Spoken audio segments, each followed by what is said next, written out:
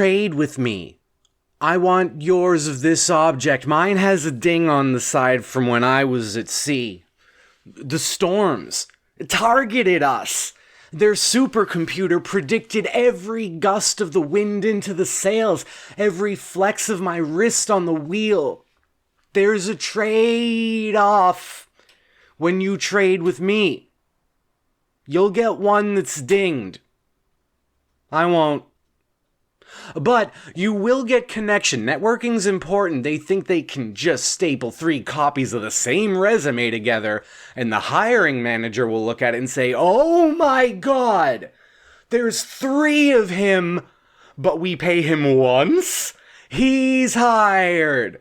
You come on board and they're like, "Okay, blood sample please," and you say, "Wait just one moment," and then clock yourself in the jaw as hard as you can, spit into a cup, and then the HR guy dips in the litmus stick, says, "Yep, he's real," and then the boss goes, "Oh, thank God.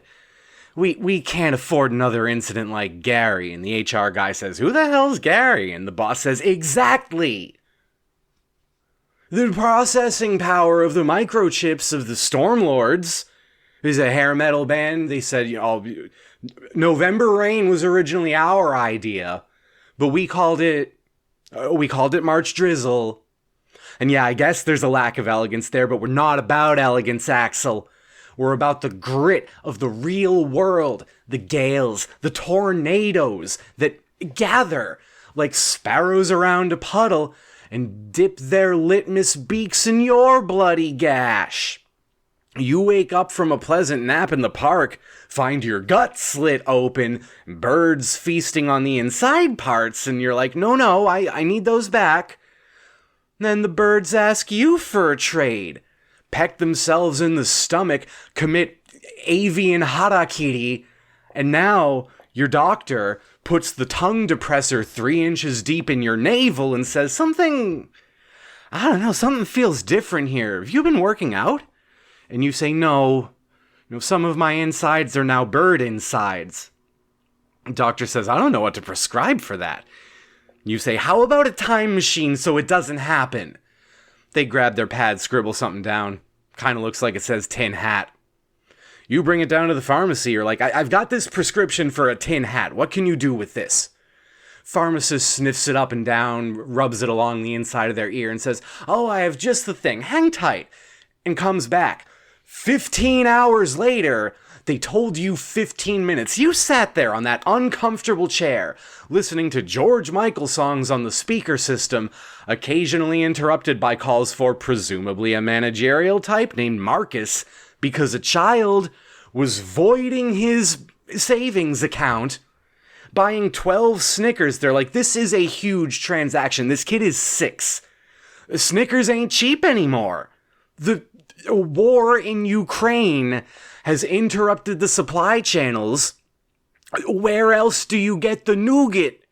It ships from Lithuania, goes to a helipad in Finland, and now all of the naive saber-toothed tigers are waiting for that fluttering noise.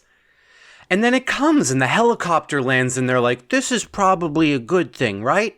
I think it's a good thing that this fluttering noise happened. What's that shiny bird that just totally stopped moving?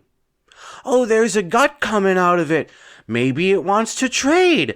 So the tigers all bite each other in the underbelly and cavort over, intestines dragging across the concrete. And as the pilot emerges to see 25 prehistoric predators gambling like circus critters in his direction, he knows the day has come at last. He goes in for a hug, wakes up in a park 12 days later, surrounded by snarling gourds. All sorts of jack-o'-lanterns, out of season too.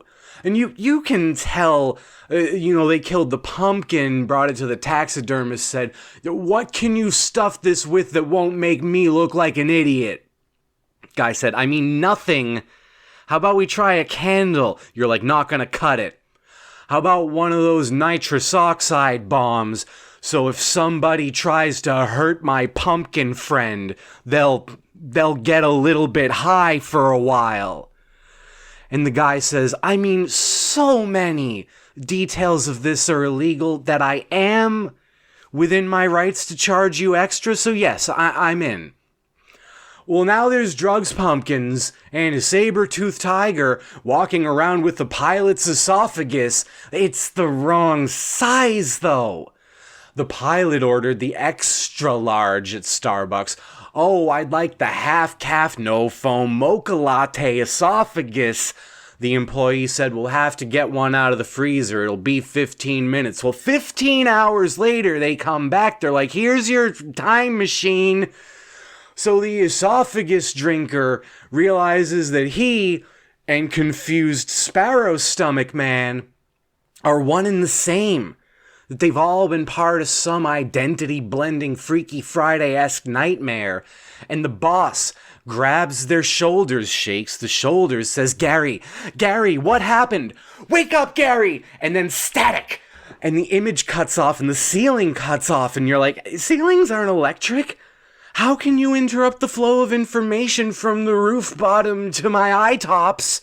But the cashier comes stalking forward with a canister of whipped cream and a gun, but they use the wrong one on you. The ambulance shows up, searching for the trickles of blood that will lead them to their client, and instead they find you licking cream off your chest, and they're like, do you need your privacy?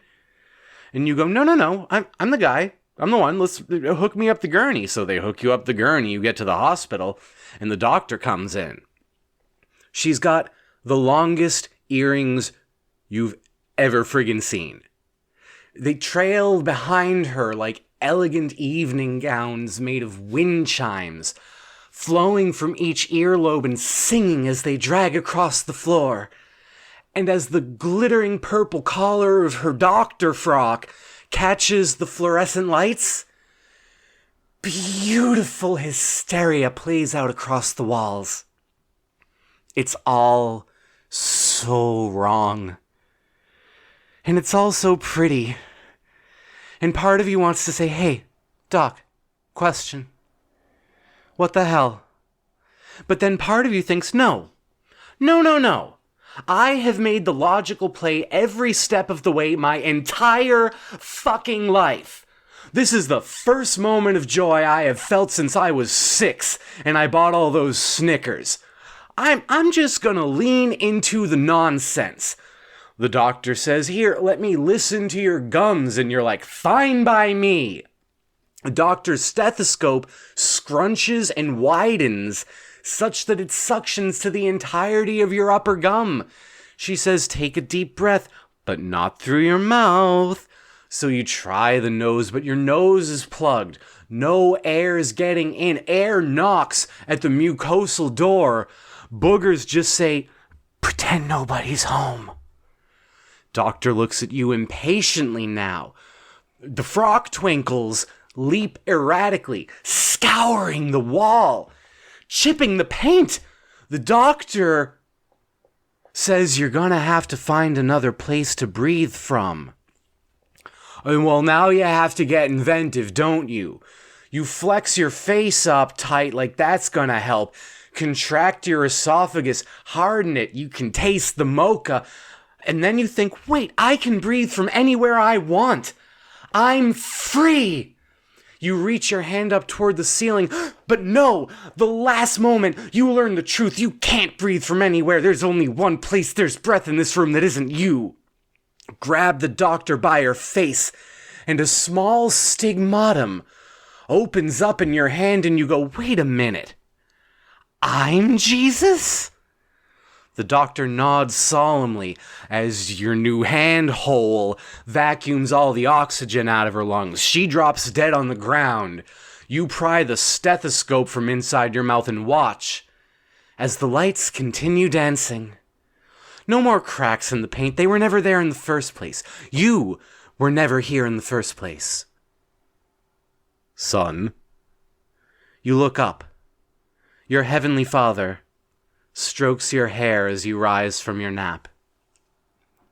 Were you having a bad dream? And you Jesus. Stretch a little bit. Look from side to side, unsure how to process. Almost uncomfortable sharing. Huh. You say. Yeah, I think I'm all right.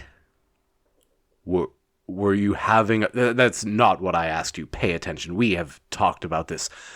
Were you having a bad dream? And Jesus says, actually, Dad, I was having the best dream.